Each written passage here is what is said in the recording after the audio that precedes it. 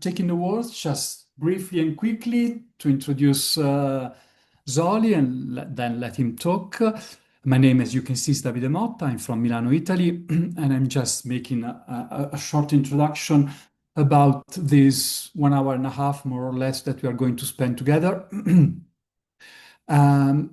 Zoli is living in the UK, and he's a clinical psychologist and a psychodrama psychotherapist. He's supervisor and trainer accredited by the British Psychodrama Association and the United Kingdom Council of Psychotherapy.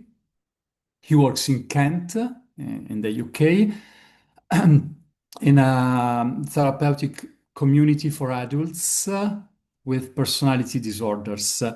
And he also specialized, and he also won an award about pathological grief, which is the topic that we are going to concentrate on during this time together.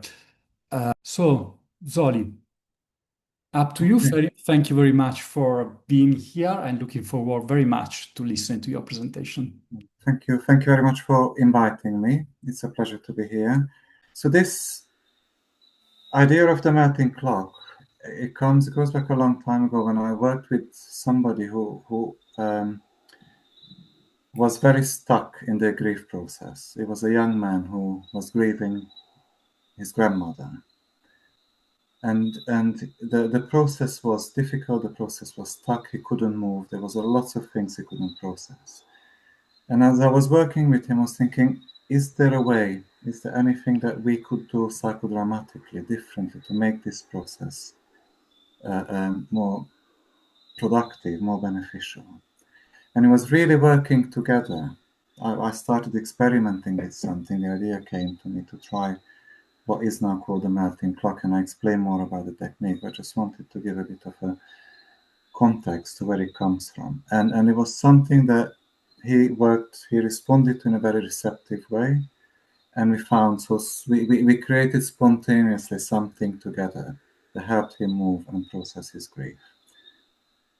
And I started to think about that, and that's where then the idea came from. And I started to experiment a bit more. I used it quite a few times in different settings, but it is primarily an individual, so it's for individual psychodrama work. I think it would be difficult to apply it in a group therapy, and I'll explain again why that is, because we work sequentially. We work with the same protagonist session after session after session, which we can do in individual work, not so much when in a group.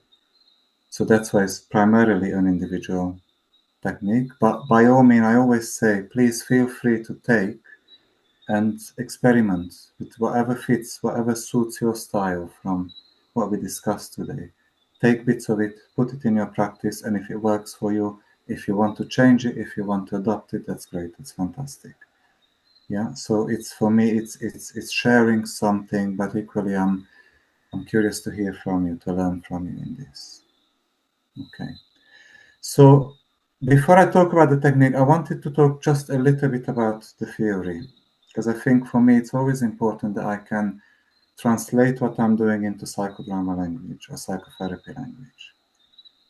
And I don't want to be too technical about psychodrama, because I think we speak, all psychotherapists in different modalities, we talk about the same processes.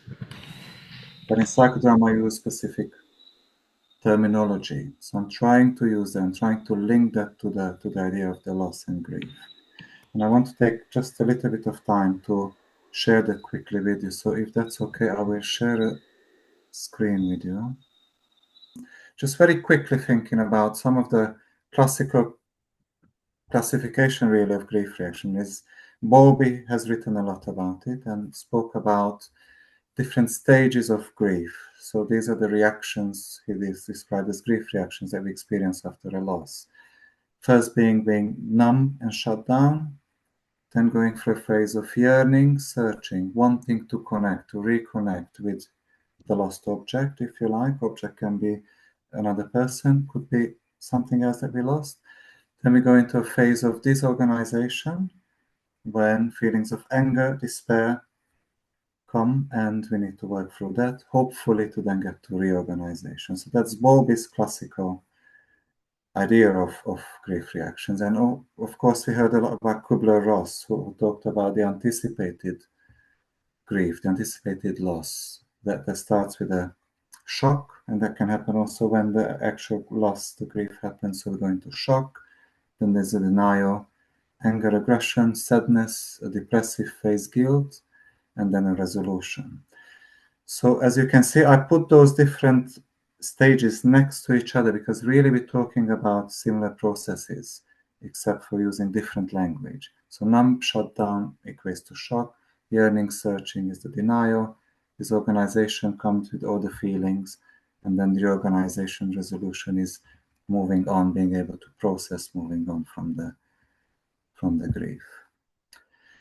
So in terms of Moreno's theory, we think about, for me, it's primarily a relational, interactional theory. So we think about the human being in their interactions with others.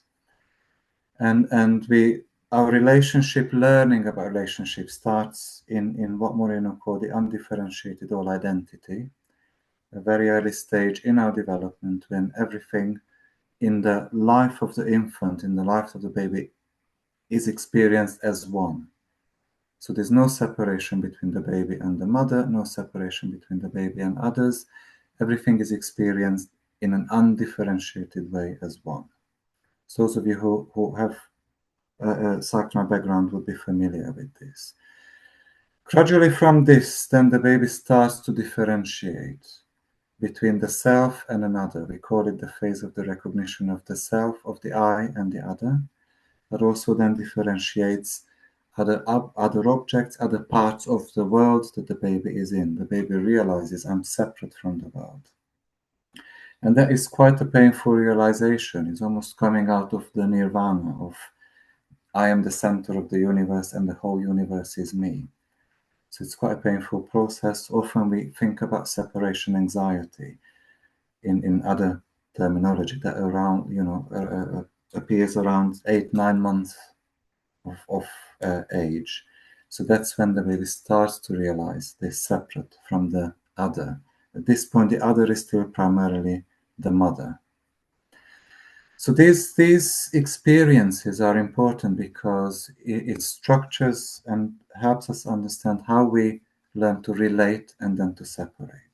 So we have an experience of connection and then separation, disconnection. And those are the two aspects, the two sides of the coin of what we call relationships, if you like.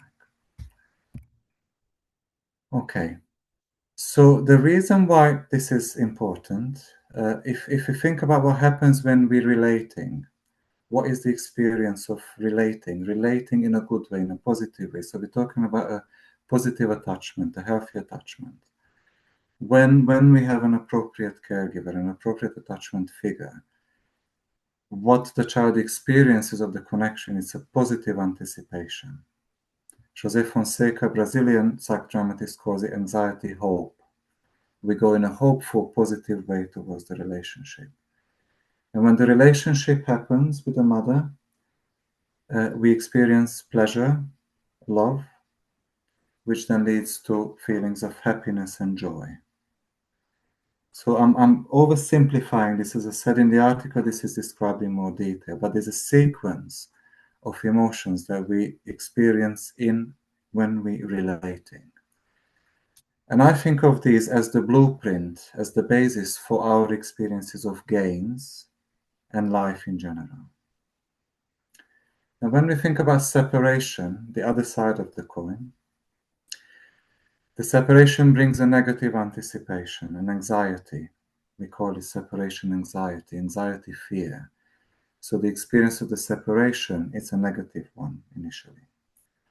That in turn brings a sense of displeasure, hate, anger, aggression, a feeling of sadness. But as the mother returns, in part in a healthy attachment, the mother returns, there is a resolution. The child goes back to being settled again. So the separation doesn't have to become a negative experience if we have a good attachment experience. If we don't, if the child is rejected, abandoned, which often happens, unfortunately, we know children who come and grow up in terrible circumstances, that resolution doesn't quite happen. So separation remains something very fearful, something very scary for the child. But here I'm talking about a healthy attachment experience, where separation becomes something that can be resolved. It's not a terrifying experience. So this sequence of what we experience then in separation becomes the blueprint for our loss or death, if you like.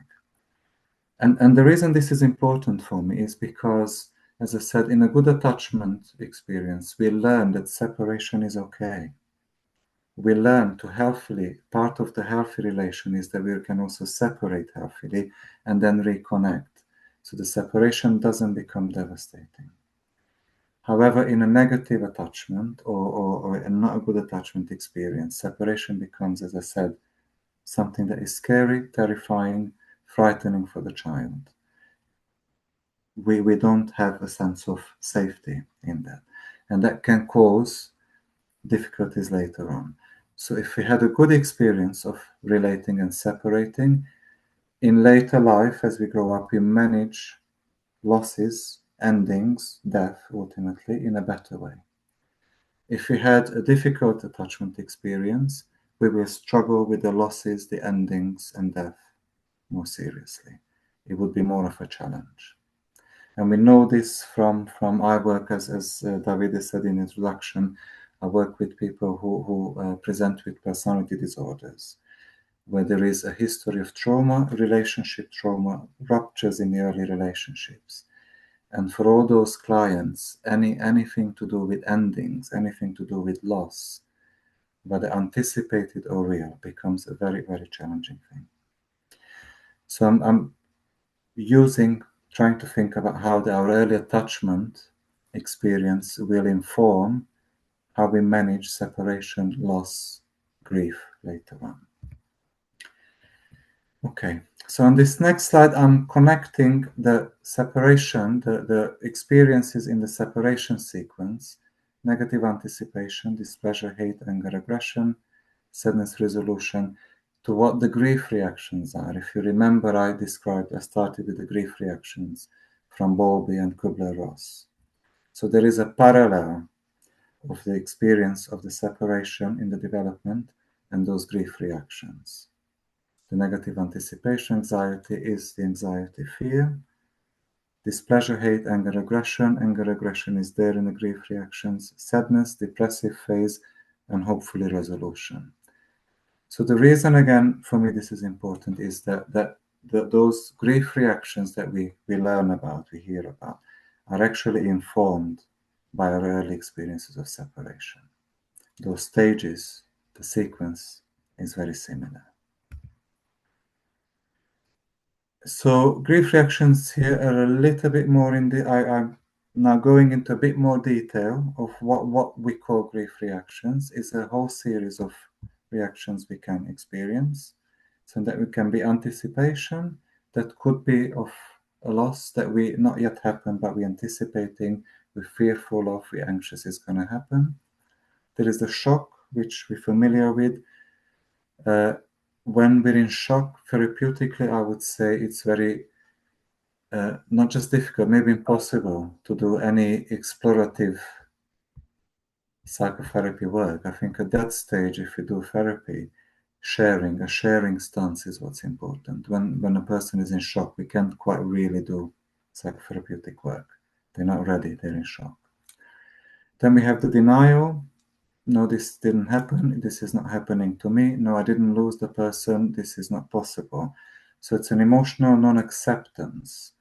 Usually this, again, is not brought into therapy directly because, as denial says, the person is in denial. The person doesn't quite see it yet as a problem that she needs or they need to work with. Then we go into anger aggression. This is one of the more difficult stages, if you like, of grief. People really struggle. It's very difficult culturally to be angry with someone we just lost. We have an English in England that you don't say anything bad about a dead person. it's difficult to express anger or aggression towards someone that we just lost. So grief very often gets stuck in this phase.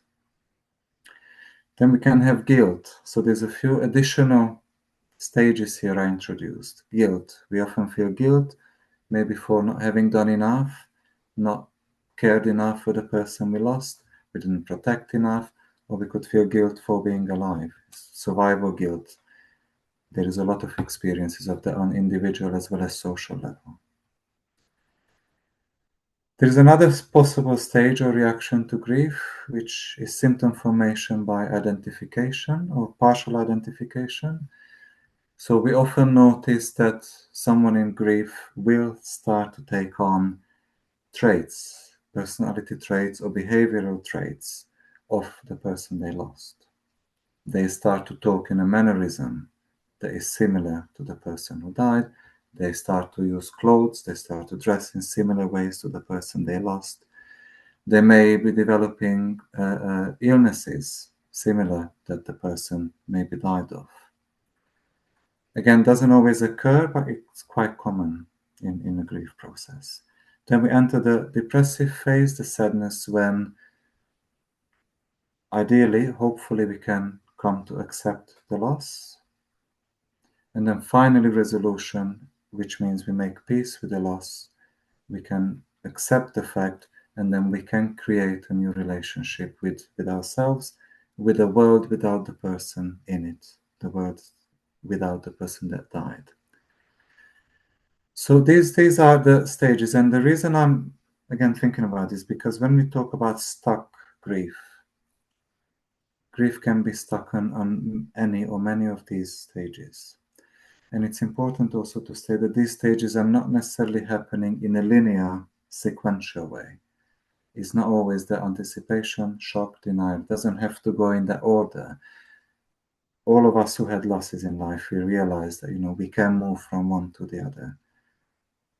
I remember when I lost my father, I was moving from feeling angry to feeling sad to feeling a bit in a shock again, in denial.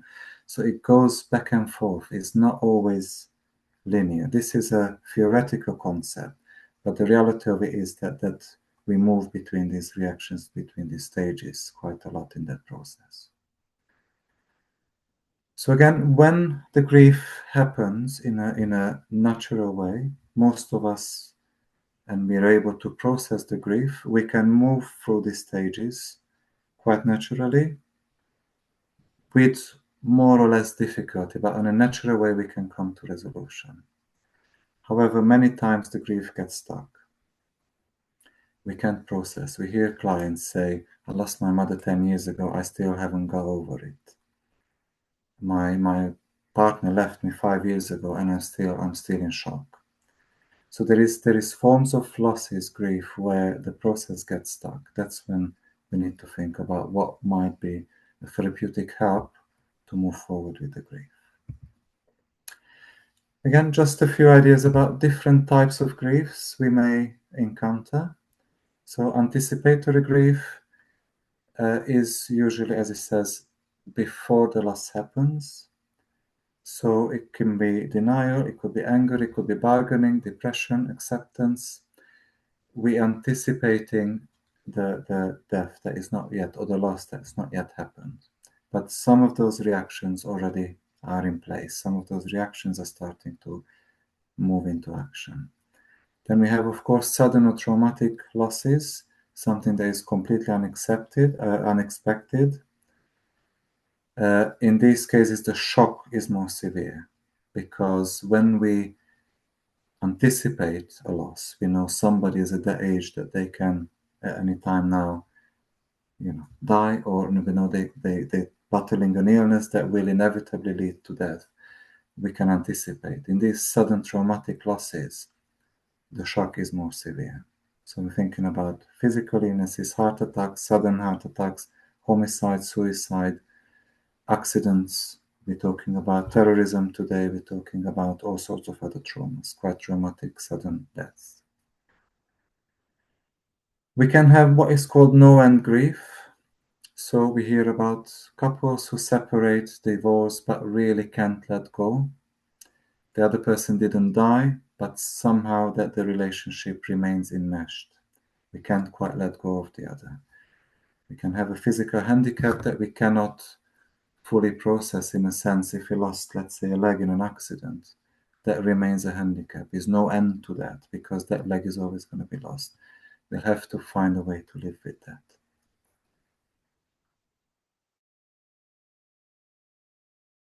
So in these situations, anger remains usually the most prominent concern. We can have near misses, which are very interesting. So we can be wrongly diagnosed with cancer, and then we go back to the doctor next week and he says, sorry, we gave you the wrong results, it was somebody else's. It does happen. And then that already, just that wrong diagnosis, before we know it, it's wrong, starts a grief process. And of course, we have the existential grief that we're all party to, we all have an experience of. I'm certainly realizing more and more. I just turned 50 last year. This idea, I will also die one day, is more and more playing in my mind. We were talking with, in Cluj, Eva, we were at a lunch about this not a few months ago at a conference. So it's an existential anxiety, if you like, that is linked to loss and grief.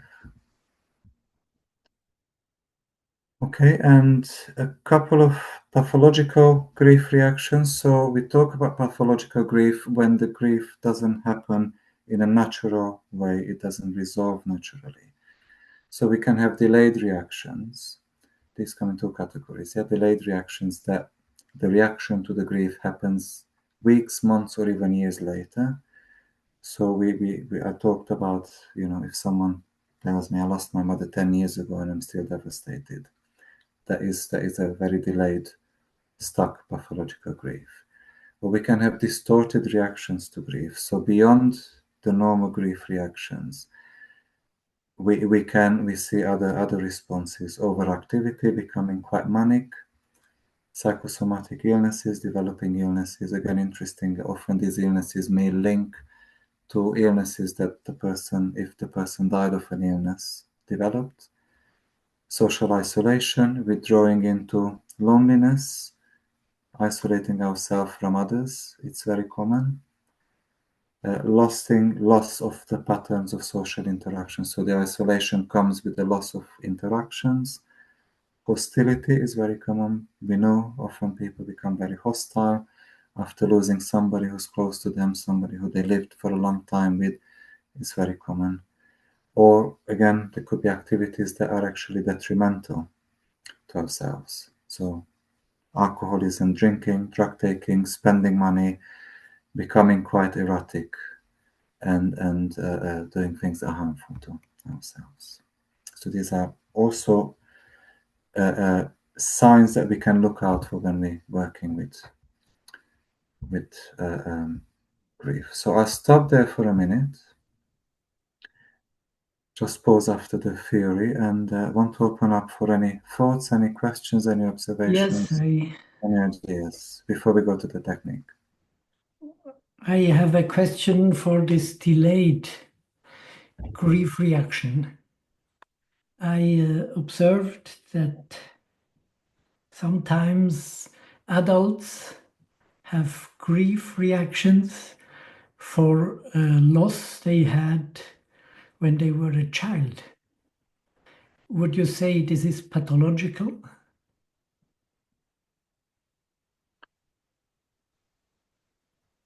I would say there is a relational difficulty that is long-lasting. If we could call it pathological, if you like, because I'm thinking that there may have been a loss that happened. Let's say a parent died, or a significant grandparent died, or the child was abandoned, the mother rejected, left the child. There's all kind of losses. I think those will play into the original, because then we're going back to the developmental stage, the early developments, when our experience of the relationships are still forming. So I think they will impact.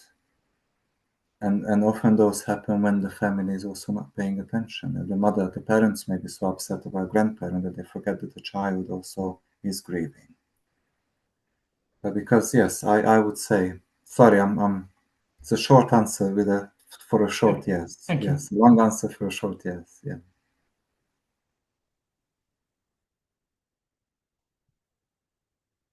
Any other thoughts, any other observations, any other questions? Please feel free to just come in. I can't see everybody's screen at the same time. I keep moving to try and see all the faces, but please feel free to come in.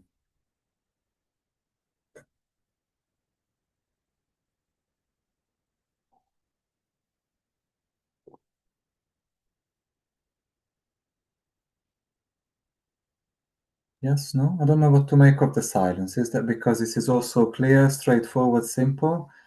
Is it because it's confusing? Is it because... It's very clear. For me, it's very clear. Thank you. Okay. Should we move on to the actual technique then? Mm-hmm. Okay. So, thinking about the grief and the stuck grief, and when I say grief, maybe I should have said this earlier on. I don't just think it's a loss of another person. We lose many things in life. Yeah, we can lose our jobs, we can lose our livelihood, we can lose our health, we can lose our belief in something, we can lose significant objects, we can lose friendships. So there's many forms of loss. We usually think about death. That is the most significant, most powerful one. But all these processes we talk about relate, in my view, to other losses too. How do we process significant losses? So, as in terms of therapy, the question for me came from what can we do? How do we work when we have a client in front of us who is stuck in their grief? And I started to read a little bit, and I became interested. Now, I read a chapter by Adam Blattner in which he wrote about what he called deathbed scenes, final encounter or deathbed scenes. Quite a simple psychodramatic technique where he would invite the person for a final encounter. Say, you lost your father. We're going to bring back the father. We're going to bring back the father in the last few minutes of his life. And you have 5 minutes to say what you needed to say, to share what you wanted to share, to ask the questions you wanted to ask. So he would invite a psychodramatic encounter with a lost significant other and very much work around those three very important questions there. What is it I meant to you? What is it you meant to me? And what did we share? So you can think about those as actual questions, but you can think about those as principles of relational aspect. How do we approach those three relational aspects about what I meant to you, what you meant to me, and what did we share? So in the way Adam Blattner described the technique, it was 3 straightforward questions. You have 5 minutes to do that, and the other one's gone. Powerful. And I've done those, I've seen those, I've seen those in my training, I've seen them in psychodrama groups. It is a powerful technique. However, my impression was that when we have somebody stuck in a grief, that it's an unprocessed grief, those 5 minutes, no matter how magical psychodrama can be, is not magic. 5 minutes are not enough. Yeah, but I like the idea of the surplus reality. So the principles, I'm now talking about the principles of the technique of the melting clock. So one is the surplus reality, to be able to bring back the person we lost, bring back the object we lost, and have encounters in surplus reality. So that's one of the principles. The other one is what is it we're trying to resolve in that? And I started to think, is there a way to extend this? How do we give more time to the client? 5 minutes is not enough. Is 10 enough? Is one psychodrama session enough? 2 hours? 3 hours? I don't know. And I came to the conclusion that I don't know. The person who knows best is the client.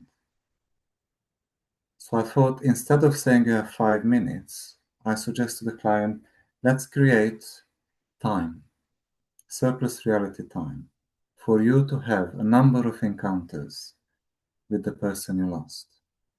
And I cannot tell you how much time you need. You will decide. So at that point, I go for my clock and I give it to the client and I say, we have until midnight. We cannot stop the time going forward. We know at midnight signifies the loss. That's when you end your encounters with the other. We cannot bring them back in reality. We still need to respect the fact of death. So midnight represents that. But how long we have depends completely on you. You can decide. So we can have a whole day, you can have an afternoon, you can have an evening. How much time? Where do you think you want to be? What would be the time you want to start this day? So some clients will say, okay, this is now half past 7 in the morning. Okay, so we have a day and a half for you to spend with your lost one. Now, the day and a half doesn't translate into actual hours. So what we say, this is where we start. Then we go into psychodramatic work. And we start with the surplus reality work. So we invite the person back, say, this is now 7:30 in the morning. What would you like to do with the father, with the mother, whoever you lost? Or we would be doing, I don't know, breakfast maybe. Okay, let's have breakfast. So we create a surplus reality scene. And the time is not so much relevant what time in the day it is. It is that we reenact a relationship. And in that surplus reality, we then start to think, where is the grief stuck? And we try, as a therapist, to try and help the client express all the stuck feelings. So we might take quite a lot of time talking about the anger, talking about the guilt, talking about the sadness. And we have normally one individual psychodrama session. I don't know if I work with an individual, I keep it to an hour. So within that, in reality, we may have only half an hour to the exercise. And let's say we had that breakfast. We shifted something. We not resolved the grief, but we started working on the grief. At the end of the psychodrama session, we come back to the clock and I ask the client, so what time is it now on your clock? Sometimes the client take it very literally. I say we had half an hour. Okay, now it was 6:30. So now we move to 7 o'clock. Yeah, sometimes they take it very literally. Some people said, I feel actually now we covered quite a lot of ground. It's 8 o'clock. So this is the surplus reality time. This is not the time we spent in a session. And the client will know how much they move forward. They subjectively measuring, gauging their progress. So we stop at 8 o'clock, say, okay, we leave the clock there. Next week when you come back, we continue. So at this point, we move into a focused piece of work because for a number of sessions, we'll only be working on the loss. And of course, we process together, we discuss together, we think together also of what is the process. Do we need to work more on the guilt? Do we need to work more on the I don't know, if there is symptom identification? Do I need to go back to the anger? Do I need to do still something else? So we negotiate that, but it's the client who decides the time. So the next session will come back, now it's 8 o'clock. Okay, what are you going to do today? We're still in the morning. And we go to the next surplus reality scene. Again, we work around the issues of the difficulty. Whatever is stuck, we carry on. We may be carrying on from where we left off. We may move to another aspect of the loss. We do our work. At the end of the therapy session, I ask the client again how far we've gone. They say, oh, now we're close to 11 o'clock in the morning. Okay, we move the clock. So each session, the clock goes forward. Yeah, and that is the process. We cannot stop the time, cannot reverse the time. So we need to be real. The clock is ticking. But the client will know how much time they need within that surplus reality day to complete their own grief work. And they may sometimes slow it down, sometimes they only maybe move 5 minutes, which is fine. Sometimes they move 3 hours ahead. When it comes closer to midnight, normally you notice that the time is slowing down a little bit. We know we're coming towards the end. But I trust that the client will know when they're ready, when they feel they processed enough. And we do arrive to midnight. Usually it's surprising, but you know, I will put a question out, how long, and this is not a set science, this is not an absolute figure, but what would be your guess? How many sessions on average client would spend on this?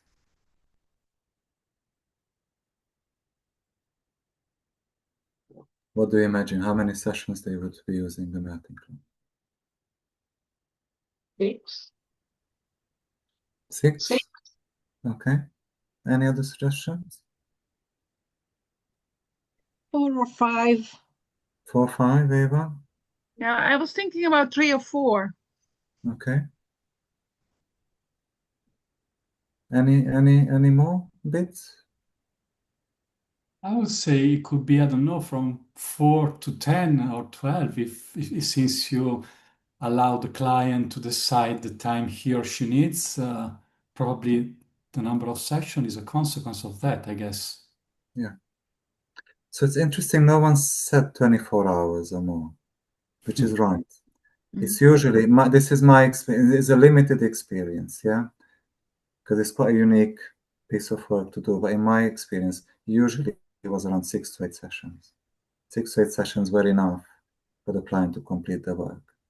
And the amazing thing about that is that it's not me who prescribes that. Somehow the client gives themselves enough time to do that. So with that, I mentioned a few principles. Yeah, the third principle for me is montage. And the montage, Eva's here from Hungary. There is, I think it was Vikar who wrote about psychodramatic montage. Meaning putting, like we would do in a film, we put the different bits together, we create a sequence. Yeah, so we do that separate scenes and that becomes a story, that becomes a film. As we do in theater. So it is, that's the third technique, really, in the melting cloth, that we connecting up the work, so the work keeps building. Each time we go, we build it onto the previous work. And in that we move through the grief reactions back and forth, but we do this montage in surplus reality. And we create a meaningful whole, yeah, for the client with that. And in that we can, as always with grief work, we can revisit situations that actually happened in the relationship.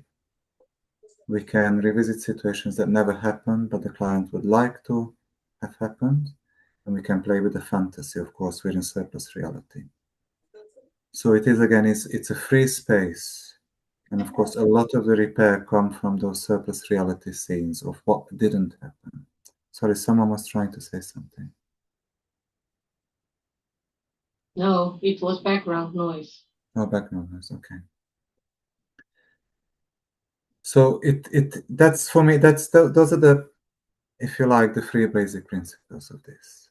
Yeah. So surplus reality, and in that we're looking at the relationship. What did I mean to you? What did you mean to me? What did we share? Doing the psychodramatic montage and looking at those aspects of the loss and the grief processes and where is it stuck. So my role as a therapist is to direct a little bit the client in that direction. Yeah, and of course we hit the resistance. Going to anger is very difficult. So I need to also help the client and notice if they're resisting. It's not just, oh, we're not going to go there because there's no time today. Say, can we make time for this next time? Can we do 5 minutes maybe for your anger? Because I'm noticing your angers here. But it's really difficult to bring it. But it's a co-production, if you like, led primarily by the pace, the rhythm of the client. Okay, so that's the technique. Does that make sense?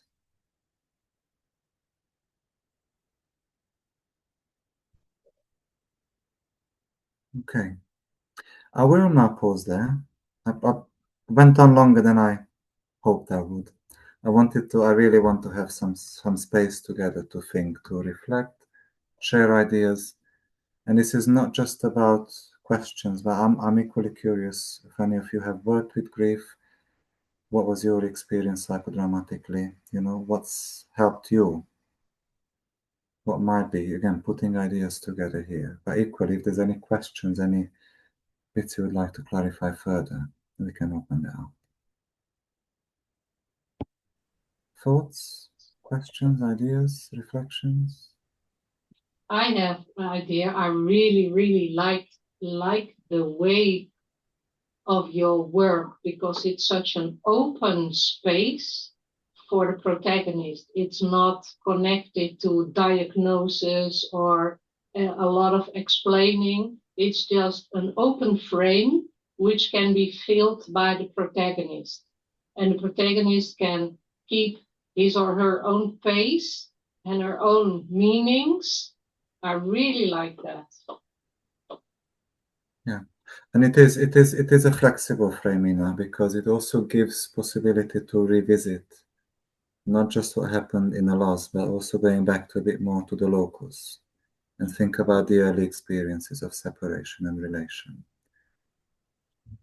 Agapi is back. Okay. Can I just, Yes, I got to sorry, come back to it. my- Sorry, just 1 second. Just wanted to say a word just to Ina's. That's why I called it the melting clock.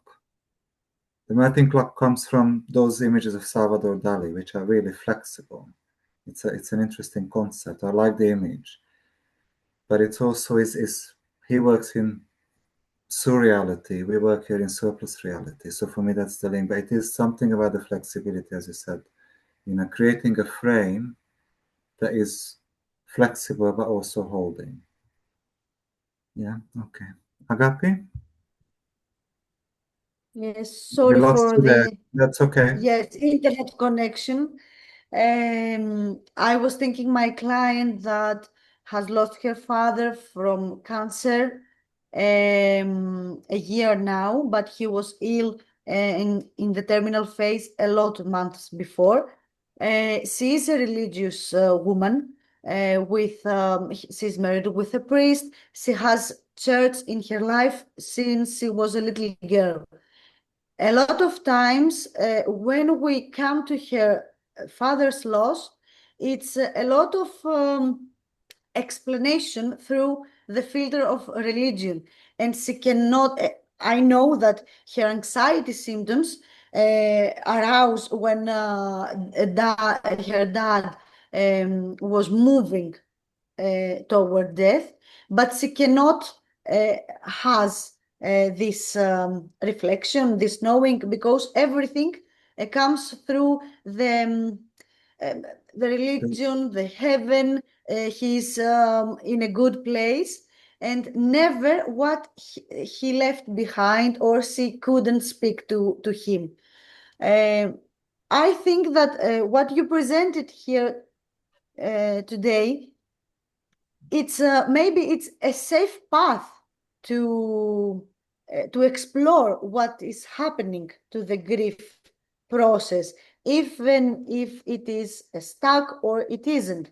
I felt safety when you talk about it and you described. So I think maybe for her it's a place, a surplus reality place to meet or find if there is unresolved situations. I wanted to say to that it's a very interesting dilemma, and I will say it more generically. When we come across, I don't know if you lost you again, Agapi. Can you still hear us? I think we may have lost her. Can you hear us, Agapi? Yeah, she's here. She's here. She's here. I'm here. I have a little Delay. stops in the voicing. Okay. I will try to shut the camera, but I hear you. Maybe it improves the connection, the sound. Okay. I was thinking that it is very difficult when we come up against a very strong belief. And I don't just mean religious belief. Religious is one of the obvious ones, but we all carry our beliefs. And the beliefs, again, of course, are being implemented, formulated often when we're young. So we all have our belief systems, and some are more rigid, some are more flexible. And in general, it's very difficult. I often say that, you know, in therapy, I try to avoid religion and politics if possible. It's not always possible. Sometimes we also need to go there. But it is difficult because it often feels or can feel that I'm attacking the other person's belief system. If I say, but have you thought about this? Have you thought about that? So for me, the dilemma is always, how do I do that respectfully? Because I want to respect what the person believes. But I might say to them, okay, I understand, I'm trying to understand your belief and how that helps you with the grief, but what I'm noticing, you still in pain, you're still hurting, you're still struggling. So without wanting to criticize your belief, I wonder, is there something else that might be helpful? Is there something else? Is there another view? Is there another approach to what you're doing that might be helpful? And sometimes it's an absolute no, that's it. And I need to respect that.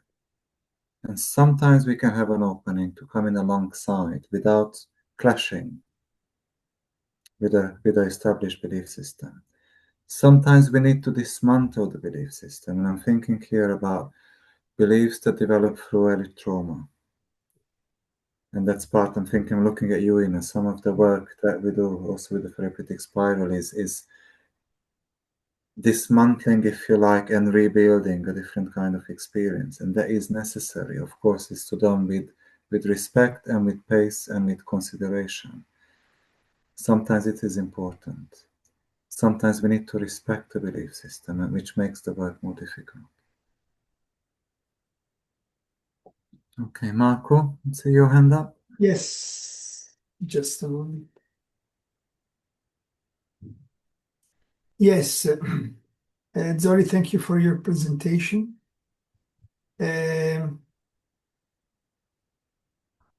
You have just presented the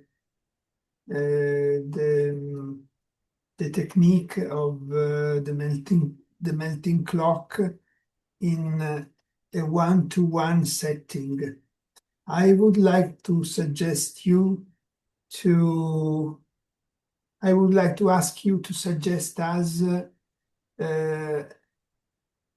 about the group setting, the setting, the same technique in a different setting, the setting of the group. Could you? It could be another presentation, I imagine, but I try to imagine that you can help us to imagine the same technique in the different setting. Thank you. It is, I said this earlier, Marco, that I think for me it would be difficult to put this in a group. Because what I cannot do in a group is to guarantee that the same protagonist works every week. So I can do the montage. We could do individual psychodramas. We could do the surplus reality. We could have a 2-hour session with the protagonist, but I cannot guarantee the next week is the same protagonist, because then I'm ignoring the rest of the group. So for that reason, I only use this in individual work, not in a group setting, because that bit for me is not working in a group. But what I also notice in groups, and I'm sure that everybody else who works in groups, that we have people who are protagonists at different points in the life of a group, and the work they do connects. So that element of montage, integration, if you like, of working on a subject is there also in the group, but it's got the gaps in between. And that can be not just loss, it could be other things. So somebody have come back, does a lot of pieces with their inner child, with working on compassion towards the child, and that takes stages, and it happens, but maybe there's a few months between the sessions. So there is the element of montage. But in this very specific way, as with the clock, I think it's difficult because that would take one protagonist for a number of weeks only in the group. But as I said, I'm very happy to people go away and be spontaneous and create, experiment with it. There may be ways that you can incorporate it in your work. Thank you. I am inspired by this technique. Thank you, Zoli. Thank you. Even to try to invent something for the group. Not the same, but in a different mechanism, but or the same mechanism spread in the group, in the time of the group, with other members of the group, and so.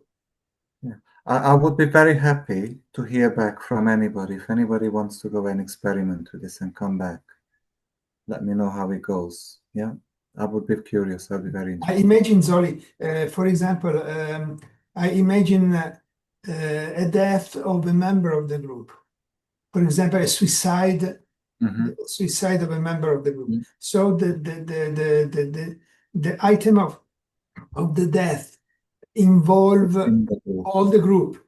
Yes, all the members of the group. So I can imagine. Yeah, that is a very interesting idea, Marco. I didn't think about it. Thank you for bringing it here, because it can, of course, happen. That there's a loss that impacts the whole group. And we need to address that. We need to work with the group to process. There could be an adopted version of the work here to allow the group to process. And that would be a very traumatic event for the group to lose a member while they're in therapy together.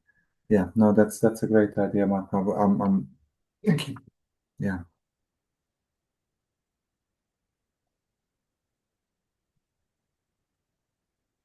Actually, I can remember your workshop in Cluj, where you worked in a group with grief, and there were a series of protagonist works, one after another, and actually, yeah, it was quite different what you talk about now. But as a participant, I could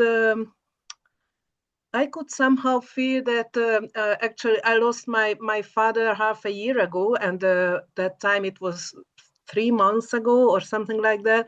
So I could feel that as the different protagonists worked with different aspects of grief, I could go through a lot of aspects of my own grief. So somehow in this short series of protagonist works, this feeling of melting clock somehow just came out anyway. Okay. No, thank you for that, Eva, because that's again, it's an important point that, of course, if you work in a group, the protagonist is not the only person doing the work. All the other rest of the members of the group are also doing work. So there is a transfer of work that I can connect, and I will connect to the protagonist. I may be just observing, but I'm doing some work quietly for myself.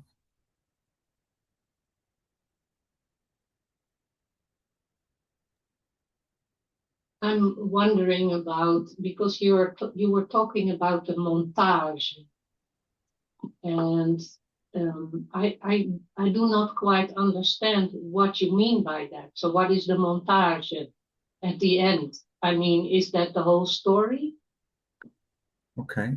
What I meant by this editing together. Yeah. So because in these 6, 8, 10 sessions, they're all related to the loss, different aspects of the loss. We're integrating. Maybe integrating is a better word. Montage is more of a technical term for theater and film. In Psychodrama, maybe we're talking about integration. That we closely connect those sequential sessions to each other and try and integrate.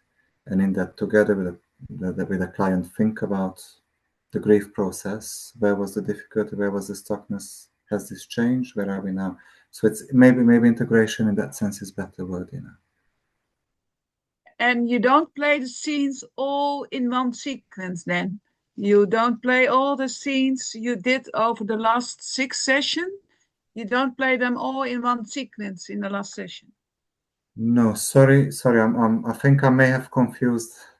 So we're talking about, let's say, session 1, 2, 3, 4, 5, 6. Let's say we did 6 sessions. We're not replaying them. No, but I can imagine that you can as well replay them. So We that can. becomes an integration then, and you can discuss what, So the client can say, oh, I want to go back to where we were last week. But what I meant by montage, but by simply sequencing the sessions, that's how they connect that. I understand, yeah. But and again, at the same time, I can understand that you replay the whole sessions all together, all the scenes together in one end session. Interesting idea. Yeah. I've not done it, but as I said, experiment might be an amazing idea. It's almost like a recap. We come to 11:30 at night. Can we look back? Can we just revisit? And we can do a timeline. Say, let's go back to just mark one significant learning from each of those sessions. We mark it on a timeline. Great. I've never thought about it, but thank you. I'll steal that if that's okay. Yeah, because I think it helps as well with the integration within the clients to see the recap, to see it, to have it played again, because when they play it again, they have gotten different concepts. They play it again differently than the first time. So that helps as well, again, with the grief process. Great, I like that. Yeah.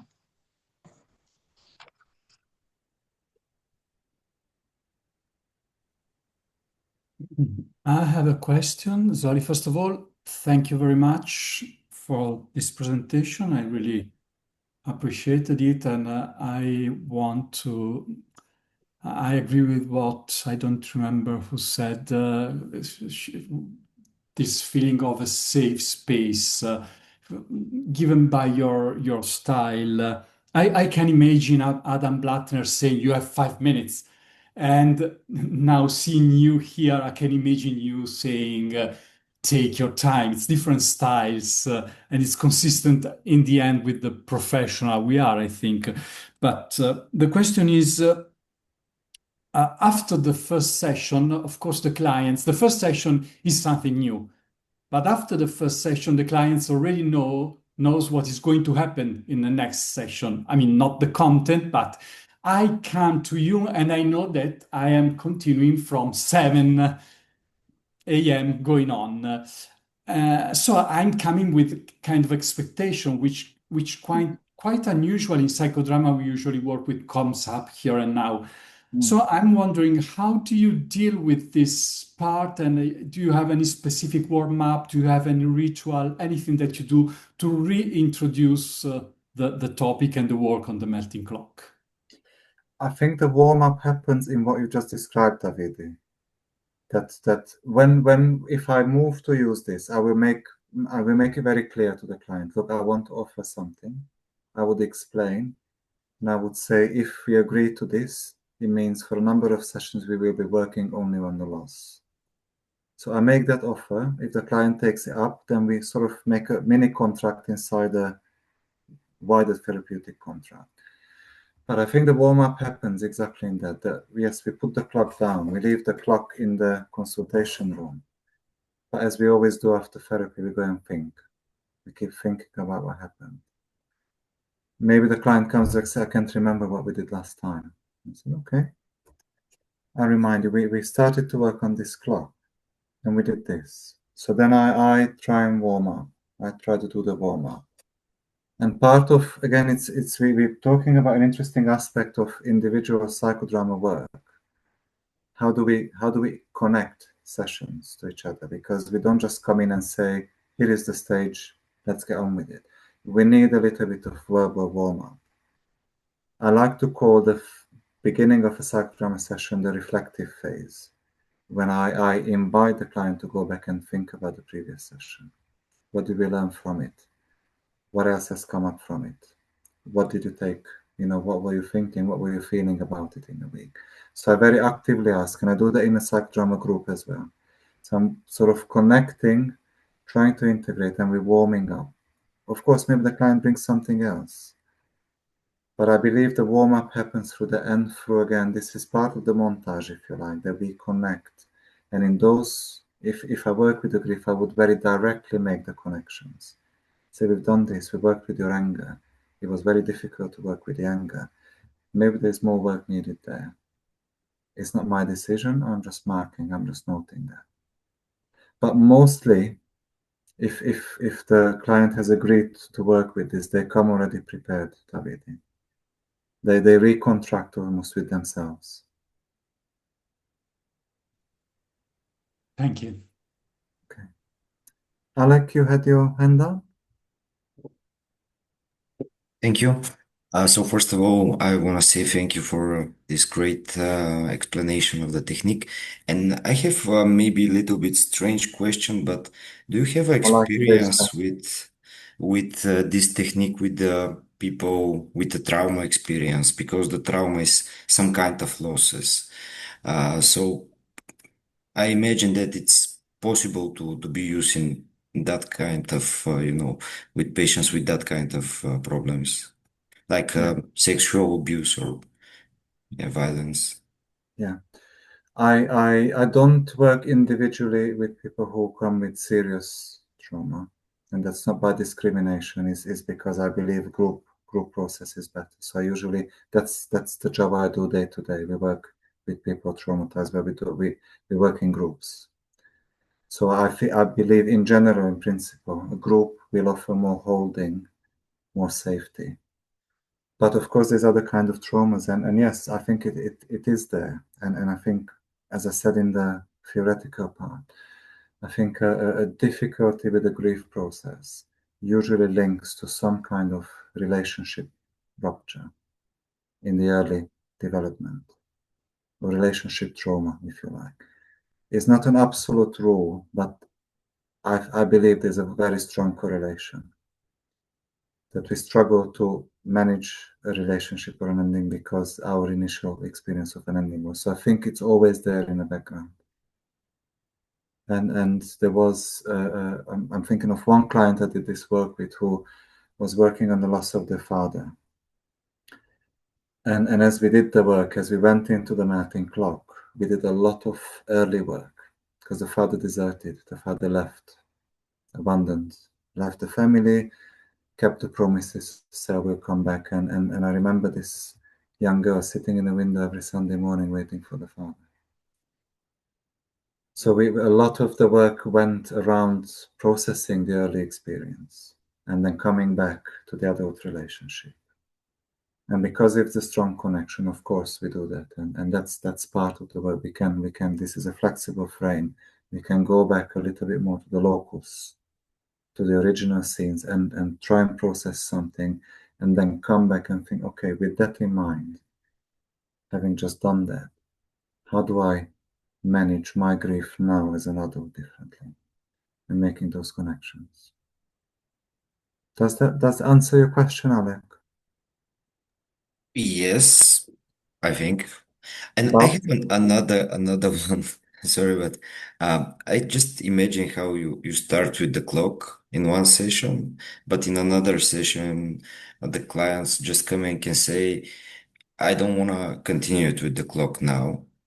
I need, I have a different topics for today, but after a week, it's coming and can say, okay, maybe it's time to come back to the clock. Is that possible in the reality, or you think that this can be started and continued to the end? I don't know is the answer. It didn't happen to me. And that's not because this is so great. I said my experience is limited. Yeah, it doesn't happen often or on a very regular basis in individual therapy that we can do this. In general, my experience was that when we started, the clients came back and carried on. But of course, there can be resistance. It could be an extraordinary situation that something happened. Something happened in the week that is not related to the loss, is an emergency. So as a therapist, of course, then we need to weigh up. I cannot say, no, sorry, today we just talk about the loss. Never mind your son broke a leg or your son is at a terrible state. We just consider, no, I don't think that would be right. I think we need to be sensitive to the need. And if it's a reasonable change of focus, I think that's okay. If I think it's defensive, if I think it's avoidant, I would say it. I would say, can I just be curious? We contracted last week. You said you wanted to do this piece of work. Today you come back and you're not sure. I'm just curious. Is this too difficult? Did we go in too quickly, or is it something else? So I would in a curious, inquisitive way go and check whether there is resistance there. And if it is resistance, I'd say, okay, can we do something? Because resistance is part of it. Yeah, we talked about denial. No, not today. I'm not doing this. This is not a problem. I've got something else to think about. Is it linked to the denial? Maybe. Is it a different kind of resistance? Maybe. Maybe it's not. Maybe it's just that there is a genuine need to focus on something different. Sorry, just because in my imagination, this stop of working with the clock is more connected to the aggression, because I think it's possible in my imagination to see the clients who is ready to work, but after a week is really angry. And you say that the anger phase is really hard to work. So it can be said, fuck you, fuck the all of you, and you cannot continue it really. Maybe, I don't know. I think you're right, because anger is one of the most difficult aspects of the stuck grief to express. And there's a lot of cultural taboos around anger towards somebody who died. There's a lot of guilt, a lot of difficult feelings, a lot of conflicting feelings. So anger is often the most difficult one. And it could be that the anger is then displaced. The anger comes to me saying, I don't want to do this. I don't want to see the stupid clock. I want to do something else. But it's being able to get a hold of it. And anger in general, I think in therapy is quite difficult to go to. A lot of clients really struggle with anger. A lot of us therapists struggle with anger. We need to be comfortable with our own anger and other people's anger to be able to go towards that. Not always easy, particularly if there's potentially aggression too. So yeah, again, I would try and as much as I can offer that to the client. Think, is this about the anger? Yeah, we need to be able to name or be curious. And they may say, no, it's nothing to do with that. And if they're not prepared, I can do anything. That's also, I need to accept that if someone's not prepared to work with a particular feeling, I cannot force them. I can question, I can challenge, I can keep coming back to that, but they need to be ready.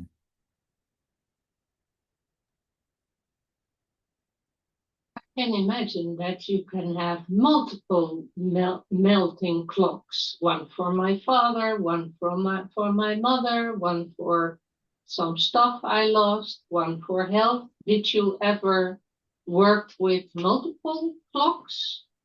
I haven't, but again, it is possible. One loss triggers another loss, and then we find that there is another layer underneath. Possible. I've not done it enough. And usually when we contract on a particular loss, but of course it is possible it brings up another loss. And then we do a tandem work maybe. I saw Eva raising her hand. Yeah, thank you, David. Yeah, thanks. I wonder whether you work with after-death scenes. I mean, heaven or nirvana or whatever, because now as far as I can remember, when I work with grief and death, many times the protagonist brings a scene to the stage about the dead, that where the protagonist imagines them to, where they are, and many times it can bring some calm or relief, when they can create a good space for the dead person. Yeah. But your technique stops at midnight, so I wonder whether Yeah, but you go through. But we have surplus reality before midnight. So part of the work could be that I want to know they're in a safe place. And it is a very common theme in grief, this idea of someone's looking down at us. They see us. They can see us. I don't know, maybe it's also in other cultures. I hear it a lot. Someone's looking out for me from a safe place. It could be heaven, it could be a cloud, it could be something else. So in that work, yes, we've been many times. But you do it before midnight then? Yes, because it's the surface reality. The reality is, the real reality is the person is dead. Yeah. Don't say that disrespectfully. I say with all respect, but that's the real reality. And we can bring them back to our life, but we can also go to where we imagine they are. And that is part of the surface reality work.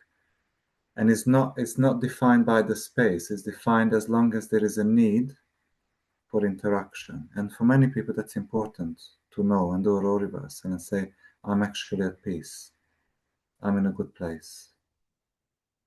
So yes, it's absolutely, and again, it's sort of, there's a lot of religious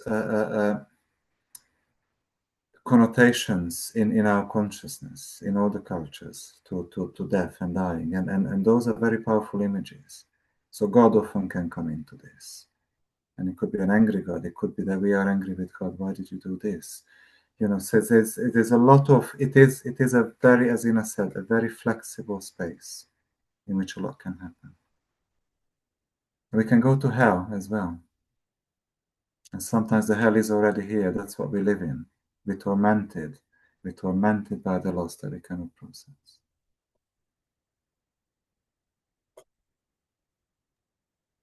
Of course, it's a prerequisite that the client is able to enter into surplus reality, because not all clients are able to do it. Absolutely.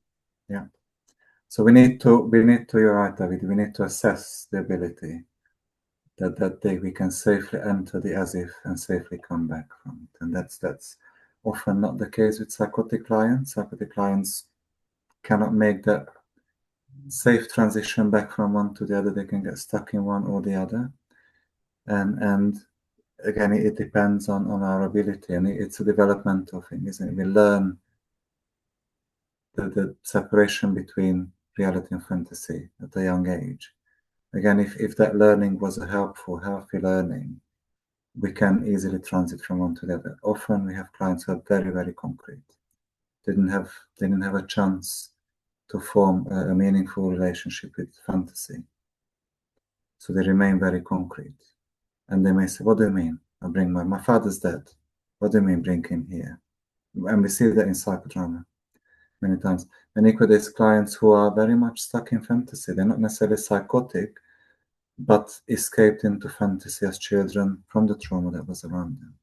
So yes, that's absolutely crucial that we can move in and out of the space. And in individual therapy, again, for me, it's very important if you work not online, but in a room, that there's a psychodrama space that is delineated, is separate from the therapy space. So we come in, we sit down in the chairs. This is the here and now. This is concrete. This is the reality of the therapeutic relationship. When we move on to the stage, we move on to the as if, but there is a clear demarcation.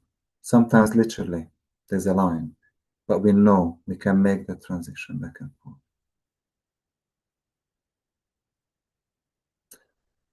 Okay, I'm mindful that it's 2 minutes to our end time. Can I maybe just open for one final question? I wanted to share a link with you after and just to sort of round up and finish together. Any final questions? One final question.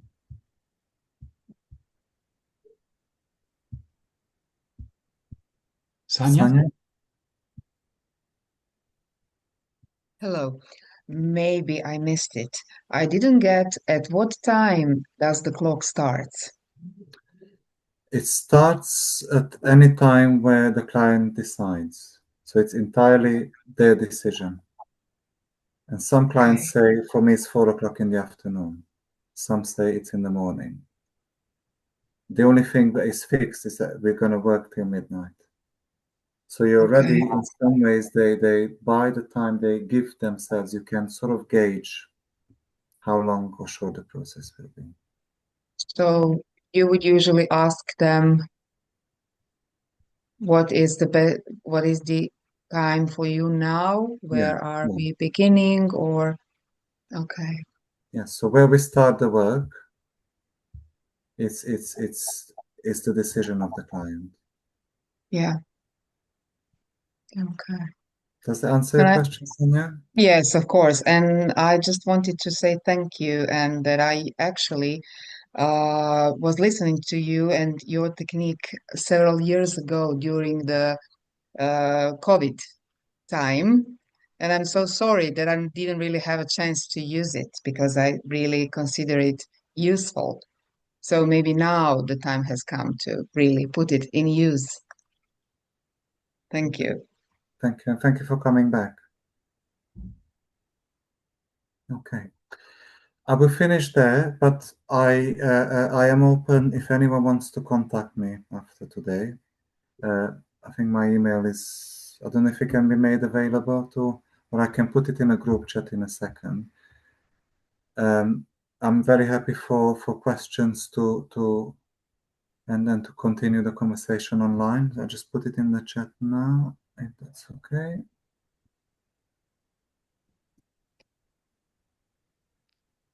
Okay. Thank you, Zoli. Thank you very much. Okay, wonderful. Thank you very much. Thank you for your generosity in your presentation, and thank you very much for attending. And you have the email, so if you want, feel free to contact Zoli since he made himself available. And thank you very much for coming. Have a good evening, night, whatever time is where you are. Thank you, David. Very much, everybody. It's nice to see everyone. Thank you, Zoli. And I hope to see you around.